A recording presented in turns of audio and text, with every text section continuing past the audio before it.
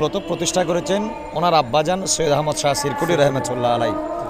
ওনাই যেখানে রেখে গিয়েছেন সেখান থেকে এই প্রতিষ্ঠানকে সমগ্র বিশ্বের মধ্যে ছড়িয়ে দেওয়ার জন্য, এই প্রতিষ্ঠানকে প্রাতিষ্ঠানিক রূপ দেওয়ার জন্য বিশেষ করে ওনার অবদান অনস্বীকার্য।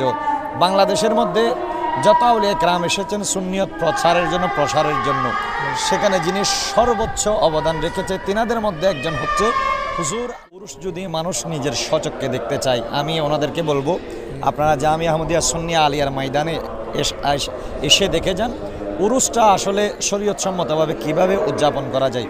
এই জামিয়া আহমদিয়া সুন্নিয়া আলিয়ার যতগুলো উরুসে হয়, উরুস শরীফ হয়, সবগুলা কোরআন এবং সুন্নাহ ভিত্তিক।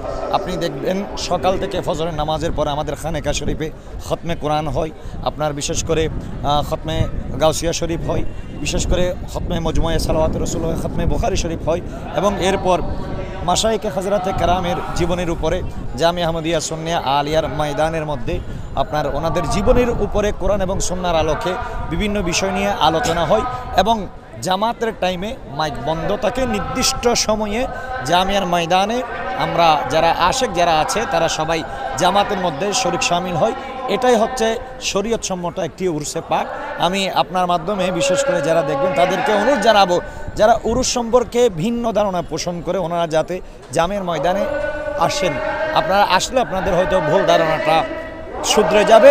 শরীয়তসম্মত উরুস কি সেটা জামিয়ার ময়দানে আসলে যখন এখানে মিলাদ কিয়াম এবং মোনাজাত হবে, মোনাজাতের পর মাহফিলের প্যান্ডেলের ভিতর যারা বসবে তাদের জন্য তাবারুকাতের সুব্যবস্থা আছে। এবং গাউসিয়া কমিটির প্রত্যেকের জন্য গাউসিয়া কমিটির ভাইয়েরা, গাউসিয়া কমিটির নিবেদিত প্রাণ যারা রয়েছেন ওনারা সুন্দর করে যারা সেখানে বসে থাকবেন, কাতারের ভিতরে যারা থাকবে তাদেরকে তারা নামাজের পরপর একদম কোনো বিশৃঙ্খলা ছাড়াই তাদের কাছে মাহফিলের তাবারকগুলো পৌঁছে দেওয়া হয়।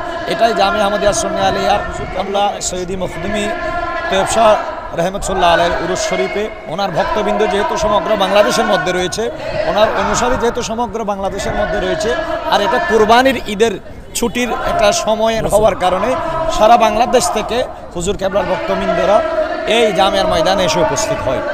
ধন্যবাদ আপনাকে, শুকরিয়া আদায় করছি। যারা দেখছেন আপনাদের প্রতিও শুভকামনা রইল এবং শরীয়তসম্মত উরুসে আপনাদের আসার জন্য অনুরোধ জানাচ্ছি। আসসালামু আলাইকুম ওয়া রাহমাতুল্লাহ।